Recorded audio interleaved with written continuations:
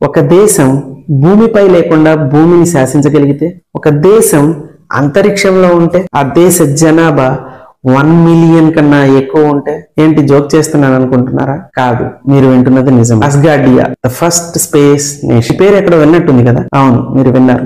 Marvel movies లో థార్ యొక్క దేశం ఇది ఆకాశంలోనే ఉంటుంది. బట్ అది అస్గార్డ్, ఇది అస్గార్డియా. అస్గార్డియా ద ఫస్ట్ స్పేస్ నేషన్. ఈ దేశాన్ని ఏ ఏలియన్స్ ఏర్పాటు చేశారు అనుకుంటున్నారేమో? కాదు, మన భూమి మీద నుంచే ఏర్పాటు చేశారు. అక్టోబర్ 12, 2016 ఒక Russian space scientist and business man అయిన ఇగోర్ అష్రబెలి అనే ఆయన ఈ స్పేస్ నేషన్ ని ఫౌండ్ చేశారు. ఆయన కొన్ని లక్ష్యాలతో దీన్ని స్థాపించారు. అస్గార్డియాని స్థాపించిన తరువాత ఆయన ప్రపంచవ్యాప్తంగా ప్రజలను ఈ అస్గార్డియా సిటిజన్స్ గా ఆహ్వానించారు. సుమారుగా 235 కంట్రీస్ నుంచి 1 మిలియన్ కన్నా ఎక్కువ మంది ప్రజలు సిటిజన్స్ గా ఈ కంట్రీలో జాయిన్ అయ్యారు. ఎగ్జాక్ట్ గా చెప్పాలంటే ఈ దేశ ప్రస్తుత జనాభా 11,23,000. ఇంకా జాయిన్ అవుతూనే ఉన్నారు.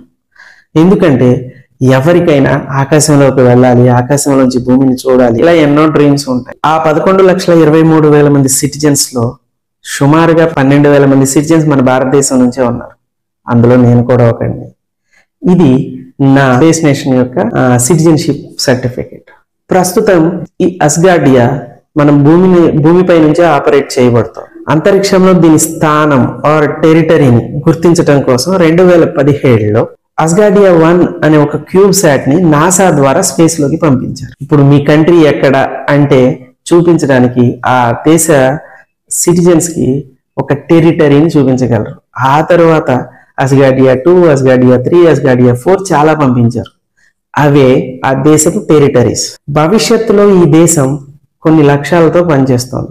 మొదటగా ఒక స్పేస్ ఆర్క్ ని తయారు చేసి హ్యూమన్ హ్యాబిటేషన్ ని ఏర్పాటు చేయాలనుకుంటున్నారు. దీన్ని బట్టి మనకు అర్థం అవడం లేదా? అది ఒక శాటిలైట్ కాదు, ఒక విజన్, మన యొక్క భవిష్యత్తు అని. ప్రస్తుతం ఈ దేశం భూమిపై నుంచే ఆపరేట్ చేయబడుతున్న ఒక అంతరిక్ష దేశం. ఈ దేశం కొన్ని గోల్స్ తో ఏర్పాటు చేయబడింది.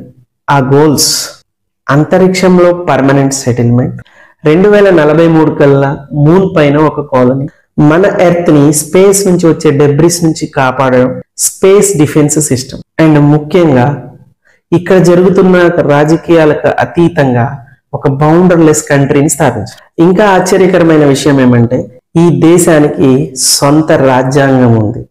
ప్రతి సంవత్సరం ఎలక్షన్స్ జరుగుతాయి. ఒక ప్రెసిడెంట్ ఉన్నారు, పార్లమెంట్ ఉంది.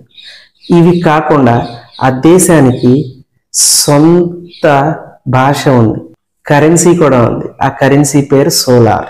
ఇంకా ఆశ్చర్యకరమైన విషయం ఏంటంటే ఈ దేశానికి సొంతగా రాజ్యాంగం ఉంది, సొంత జాతీయ పతాకం ఉంది, సొంత యాంథమ్ ఉంది. దానితో పాటు పార్లమెంట్ ఉంది, పార్లమెంట్ లో సభ్యులు ఉన్నారు. ప్రతి సంవత్సరం ఎలక్షన్స్ జరుగుతాయి. ఈవెన్ ప్రెసిడెంట్ కూడా ఉన్నారు. ఆ ప్రెసిడెంట్ మరి ఎవరో కాదు, ఫౌండర్ కూడా. నేను కూడా ఓటు వేశాను. ఈ దేశం యుఎన్ఓలో సభ్యత్వం కోసం ఎప్పటి నుంచో పోరాడు. ఇది ఒక ఉటోపియన్ సొసైటీ. యుఎన్ఓ సభ్యత్వం ఇవ్వడం లేదు. అయినా సరే ఈ కంట్రీ తమ అడుగుని వెనక్కి వేయడం లేదు, ముందుకే వెళ్తాం. ఎన్నో ప్రయోగాలు చేస్తూ రీసెంట్ గా జరిగిన ఈ దేశ 10వ పార్లమెంట్ సెషన్ లో కొన్ని నిర్ణయాలు కూడా తీసుకున్నారు. అది debris mitigation, space traffic management and youth educational laws మీద నిర్ణయాలు తీసుకున్నారు. ఎవరు ఒప్పుకున్నా ఒప్పుకోకపోయినా వీరి అడుగు ముందుకు పడుతూనే ఉంది. 2024లో ఈ దేశాన్ని స్వతంత్ర దేశంగా ప్రకటించారు. ఇక రావాల్సింది యుఎన్ఓ సభ్యత్వం మాత్రం.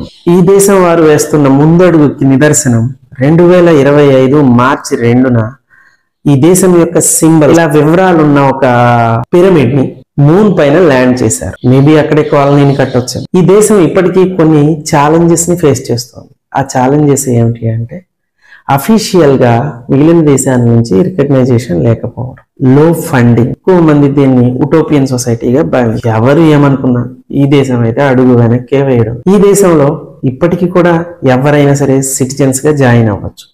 నేను 2016లో సిటిజన్ గా సభ్యత్వం తీసుకున్నప్పుడు వాళ్ళు అప్పుడే ఏర్పాటు చేయడం వల్ల ఫ్రీ సిటిజన్షిప్ ఇచ్చారు. కానీ ఇప్పుడు మినిమం ఫీజును వసూలు చేస్తున్నారు.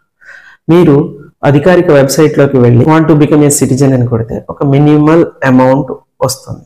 అది మీరు పే చేస్తే సిటిజన్షిప్ వస్తుంది. అది $100 మాత్రమే. అంటే మన కరెన్సీలో దాదాపు 8,000 నుంచి 9,000 రూపాయలు. మీరు స్పేస్ సిటిజన్ అవ్వాలనుకుంటున్నారా? ఎవరు గుర్తించకపోయినా, ఎవరు ఎన్ని అన్నా, ఈ అస్గార్డియా తన గుర్తింపు కోసం పోరాడుతూనే ఉంది, అడుగు ముందుకు వేస్తూనే ఉంది. అందుకే ఈ అస్గార్డియా ఒక ఫ్యూచర్ విజన్. స్పేస్ లో మనం ముందుకి వెళ్ళడానికి అవకాశం కల్పించే ఒక దేశం. మరి మీరేమనుకుంటున్నారు? అస్గార్డియన్ అవుదాం అనుకుంటున్నారా?